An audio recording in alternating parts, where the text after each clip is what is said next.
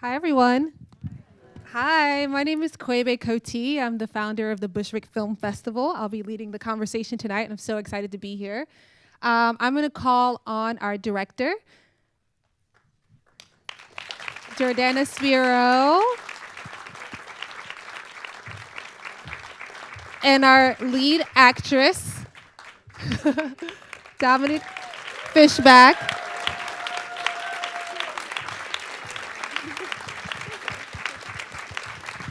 Hello. Hi, ladies. Hello. Can we take a moment to... God, there's so Yes, many of thank you for staying. Thank you for Thank you coming. so much for coming. Wow.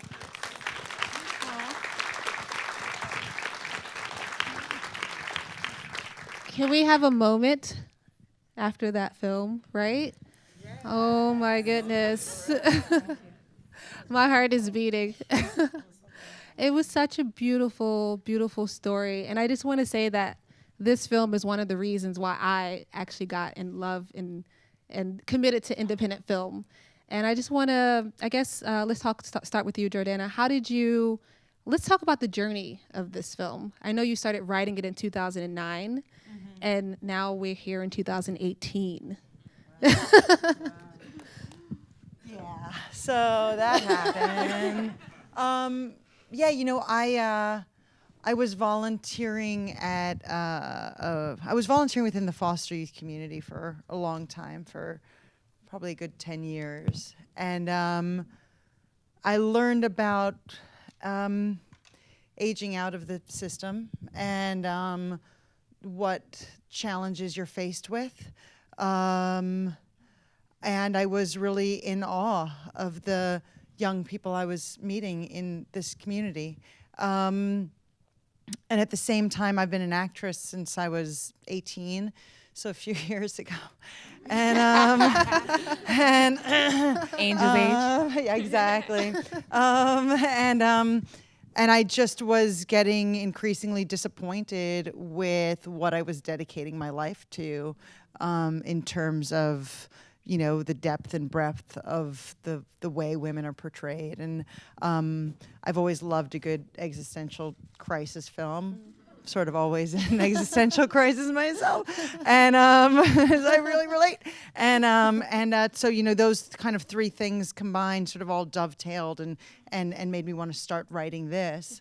It became very clear for me that when I kind of had an outline and a treatment for the story, that when I went to start writing the pages and the script of it, I just felt like a phony. I didn't feel right writing it myself. Obviously aware of all the different ways in which a character like Angel is misrepresented, and I didn't want to.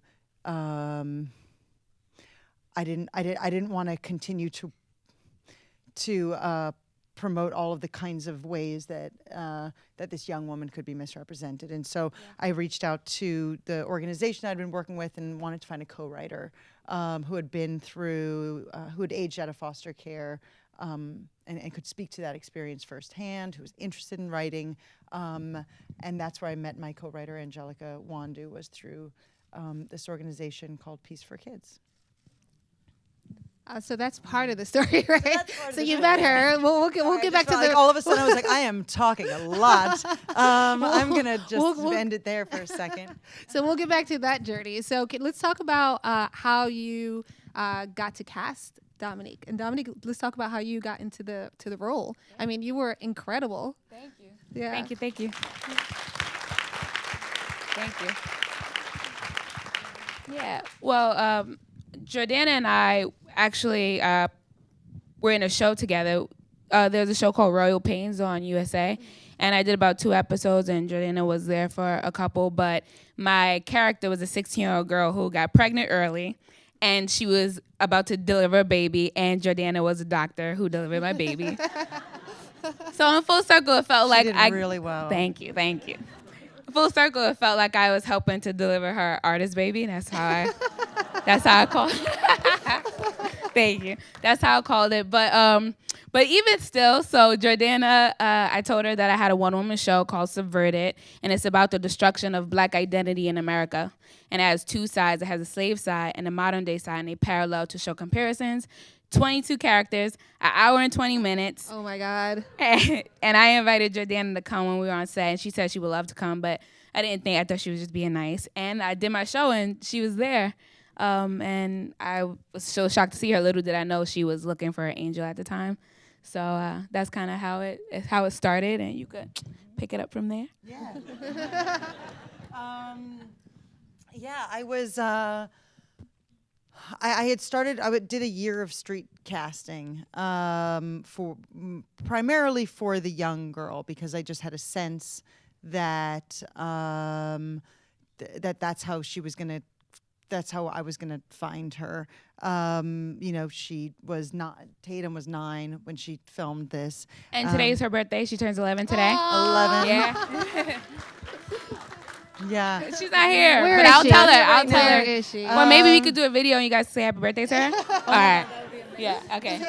She's such a sister. So I'd been looking for a while for the young girl, because I just knew that was going to. I had a sense that was going to take a while, and I knew that if and when we got our money, we'd have to go really fast, and I just didn't want to do that for the young girl. But I knew that for Angel, it's a young woman who has to be in every single scene. She needs to have this incredible range, but through her eyes. So she just has to have this face that you, like, in one moment she can be this,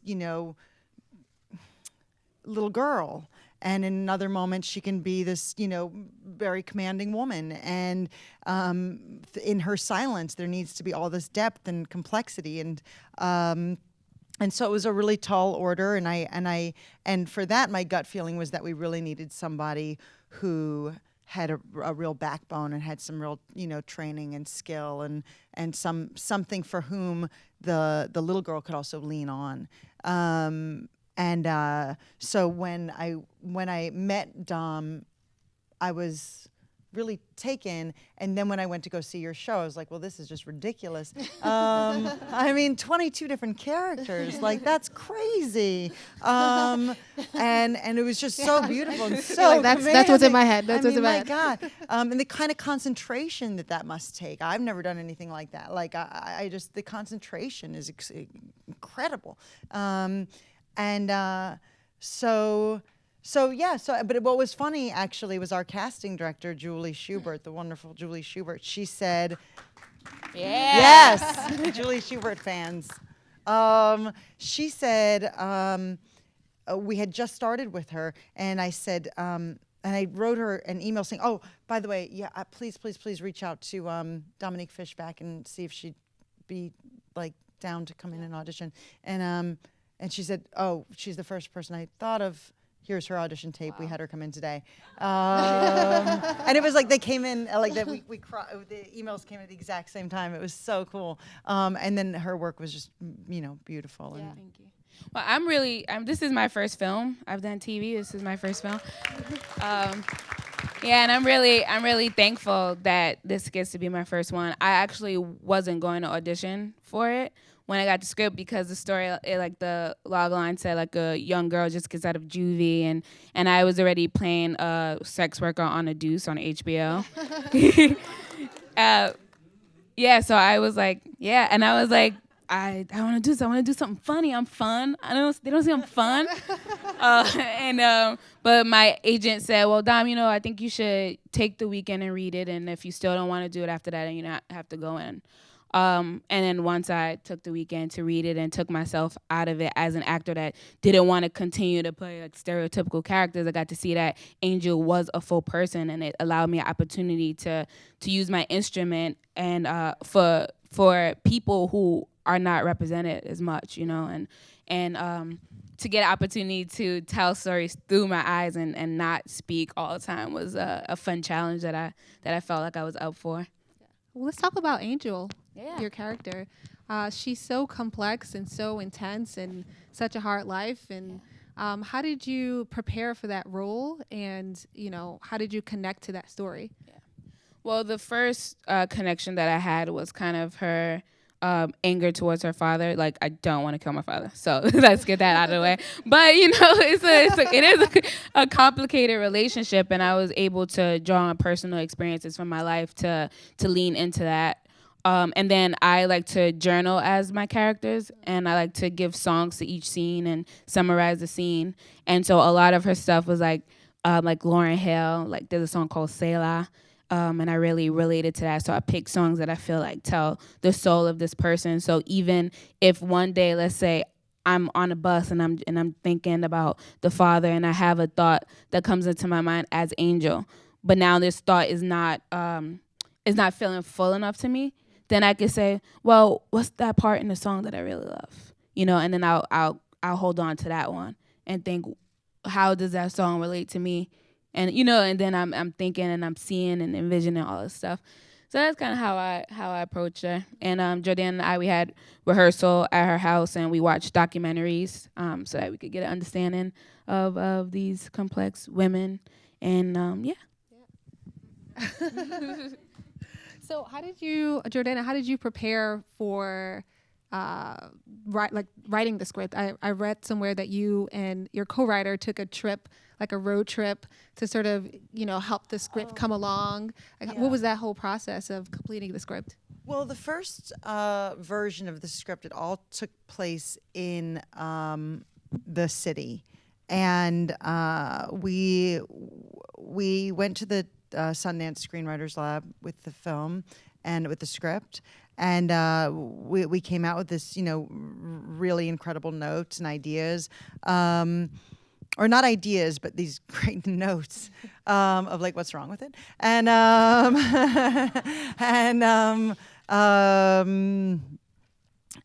we through CineReach, this incredible organization, they gave us a grant so that way we could work together in the same city, because she lived in LA, I lived here in New York, and I had just had a baby. And so I had a newborn. I couldn't really go to her, and so they helped support us so that she could come to New York, and we would write together. But we just got like stuck, and we didn't know what to do. We didn't know how to open up the script and make it a little bigger. And so, but I had a sense that what was missing was the sense of place. And we were so interested in the relationships and the characters that we had not paid full attention to the sense of place, which when everything is so sort of small in a film, you know, and you're dealing with like detail, and details really matter, where they are is hugely important. So we decided to check out Philadelphia, and we just got into the car and we went on a road trip. And the second we got on the highway, all of a sudden our writer's block cleared. And ideas started coming, and we started like ping-ponging things, and then the city itself gave us all these ideas. And then we said, well, wait a second, sometimes movement is actually the best thing you can do is just change your perspective. And then that made us think that perhaps that's what these girls need to do. They need to just feel the road a little bit.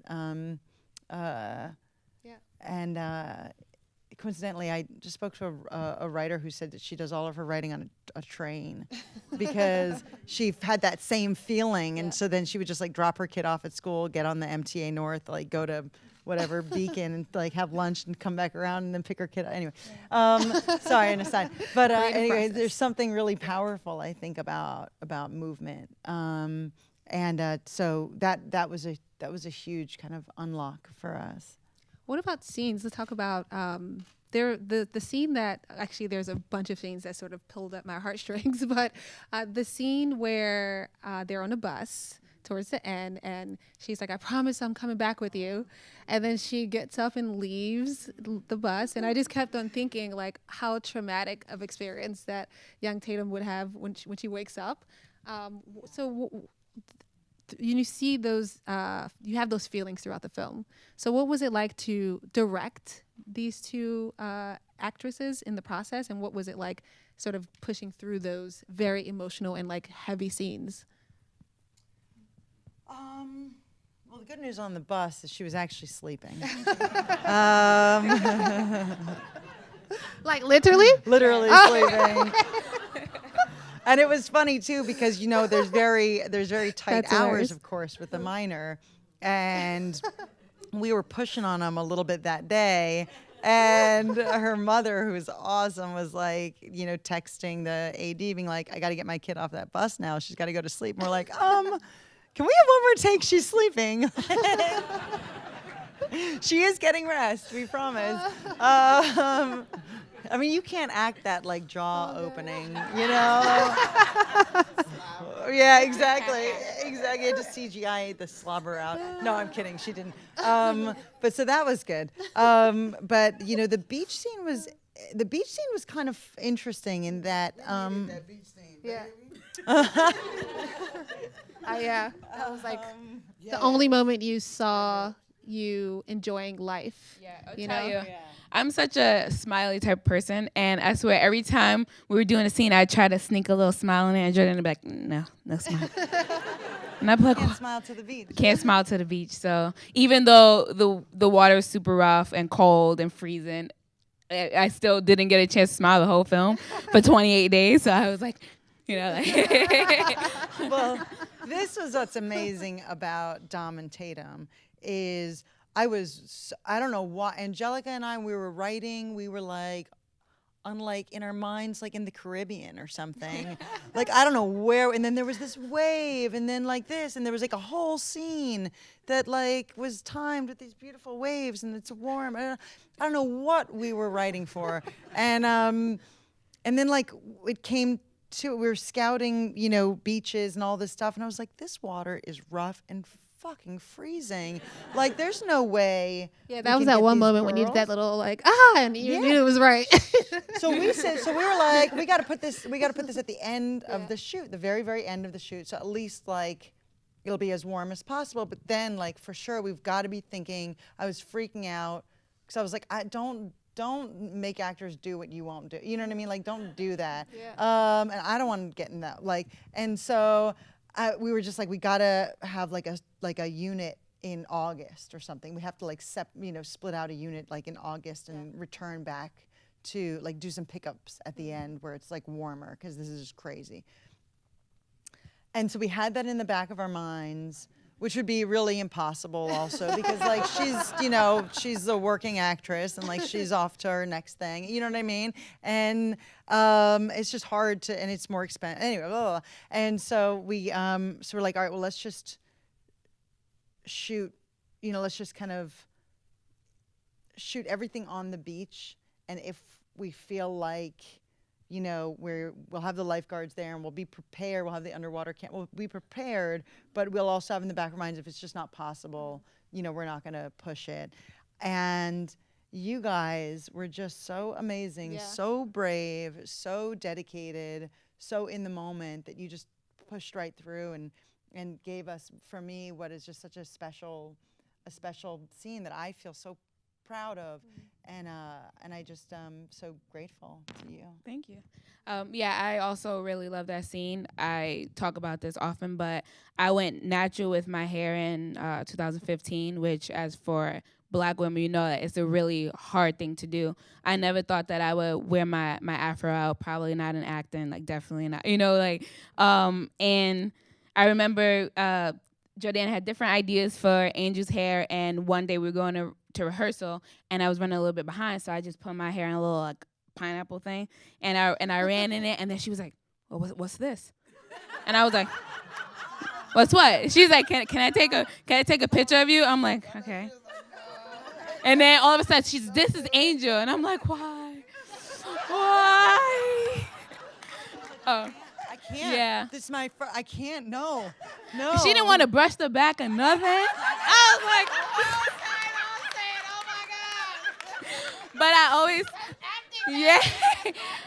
I always told myself, Dom, if you have something that a character requires and you don't do it because you're afraid of how you're going to look, then you're not doing your job. And so I finally got over that little hump, and then when we got to the beach, it was instinctive, but I just decided to take the pin out, the band out, and just have my hair flow free. And as I did it, the wave knocked me over, and it was just it was organic, and it was great, and I'm so happy about it. Yeah, thank you.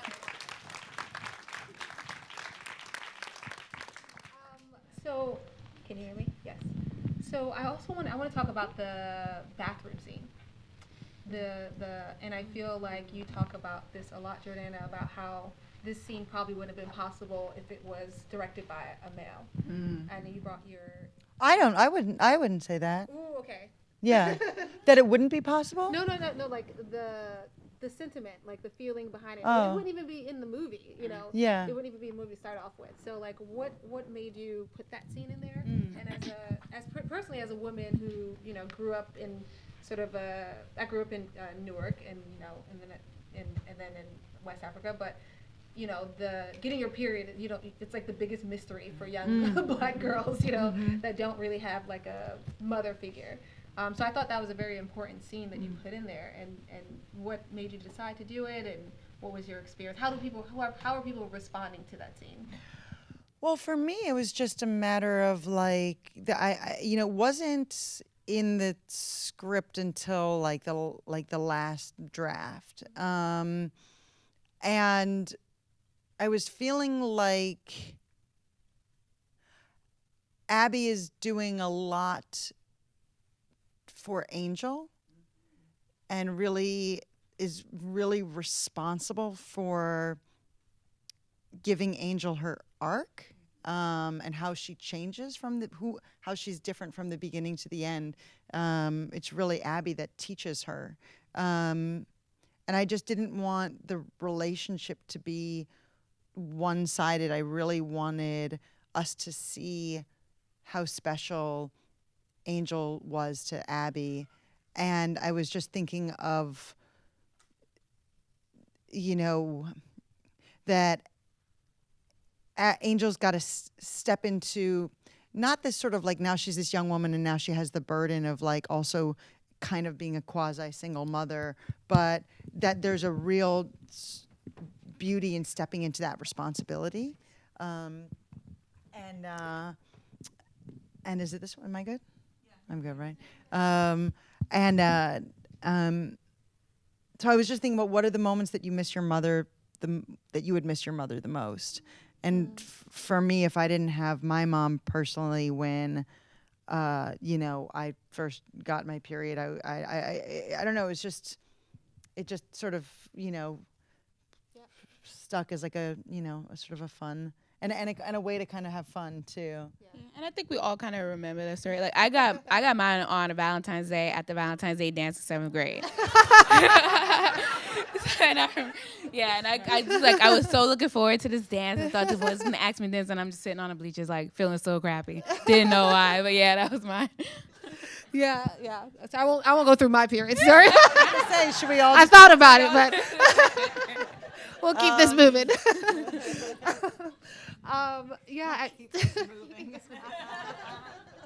All the guys are like.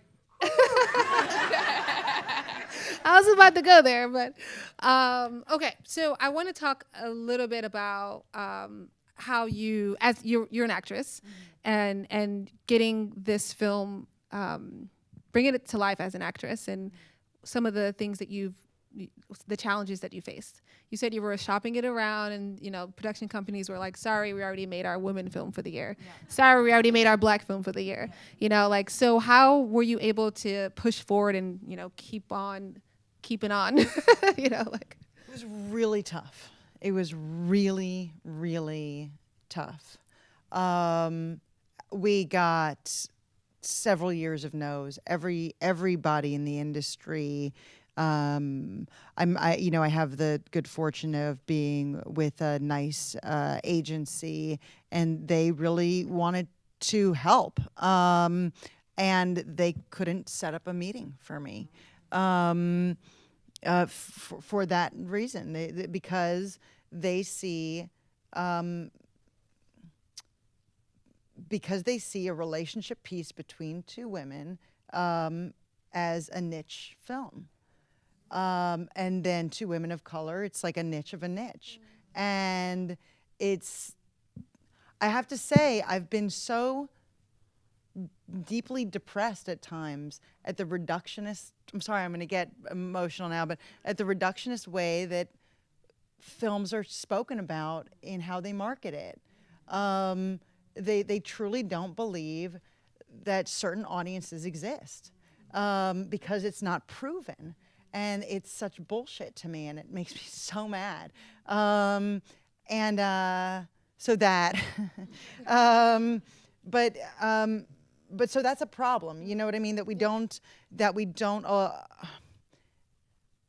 there aren't enough examples yet of films that are about essentially not white men that are straight and that are universal. I think that's the only way in which we can understand it to be universal. And until that shift happens culturally, and until we have enough examples of like breakouts of that and changes to that financially, because it's a industry that's a business, you know, they're all business decisions. That, you know, then anyway, you guys get what I'm saying. So I want to ask. So what we ended up having to do is we ended up doing a combination of grants, of private investors. You know, I put my own money into it. And Sundance, I have to say, Sundance was such a huge ally to us. We would not have gotten the film made if it was not for their support. So the Sundance Institute is incredible. The SAG Diversity Incentive was incredible. Incentive. So there are ways that you end up putting it together, but it's mostly, you know, sweat equity on the cast and the crew. So Dominique, I'm going to close with this question. So this is what I loved about watching this film. Obviously loved watching you, and just sitting there and saying like, man, this is a film about sisters, like about Black sisters from the hood, like, you know, struggling together, trying to overcome together, you know, laughing together. And I just watching this film just seemed really amazing to me. And you said when you were growing up, you used to watch I Love Lucy and say, like, I want to be an actress, you know? And, you know, obviously I Love Lucy is, you know, a full white cast. And how did you, as a Black actress, where you are right now, like, can you talk a little bit about, I don't know, your feeling of being able to, you know, give hope to young Black actresses like yourself growing up, and to be able to put characters like this on screen? Well, I have to say that I went to Pace University, and a lot of times I was the only Black person in my class. And I was in a sociology class, and a white male said if African American males in low income communities dressed normally, they wouldn't be stopped by the police. And it infuriated me, and I was debating with him. I stumbled over my words, and I couldn't find the right words to say, and I looked around, and nobody could help me. So then at that moment, I said, well, I have to do a thesis to graduate, and so I'm going to do this one-woman show. And in an hour and 20 minutes, this person, whether he comes or not, but this university is going to sit in my truth and in the truth of my family members and the people who come from areas and neighborhoods like mine who don't get the opportunity that I got to go to a private university. So so that's what I did, and I felt like, and then I think, oh, you know, you got to make theater to do the work that you really care about. And then along comes a movie like Jordana's, where I was actually really drawn to it because I didn't feel like it was just a Black story. I felt like it was an American story, a human story. Yeah. And any race could relate to the things that Angel and Abby go through. And that's one thing that I really want to say. I'm so fortunate and so glad that I got to be Angel, and that I got to meet and work with Tatum and Jordana and Angelica in this process. But it could have been any race. You know, and that's why I think it's so beautiful about this film and about the work. And as long as we keep giving opportunities, like a lot of times if a role doesn't say African American or white, or they automatically give it to a white person, why not stop and say, well, I think this person is best for this job, or I've seen her do this and that, and I think she can do it, you know, or he can do it, whatever. So, but I am hopeful, and I think doing a film like this, and I started wanting to act when I was 10. Tatum just turned 11 today, you know, and she got to do this, and we just got to create the work and keep fighting. So, yeah. Thank you.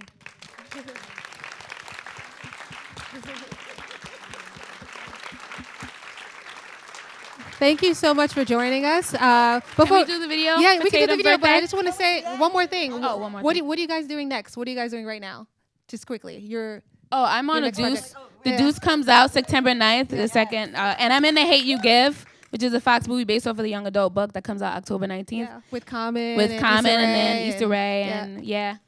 And then Ozark season 2, August 31st. congratulations. Thank you so much. And writing. Yeah, same here. Same here. Jordana's gonna read my script and whenever she gets a break. So That's right. yeah, so we're still pushing it. Well, thank you. Thank Thank you guys you. for joining us. Please share this film you with all so your much. friends. Tweet about it. Tag Yes, them. please. Follow them. Thank you, guys.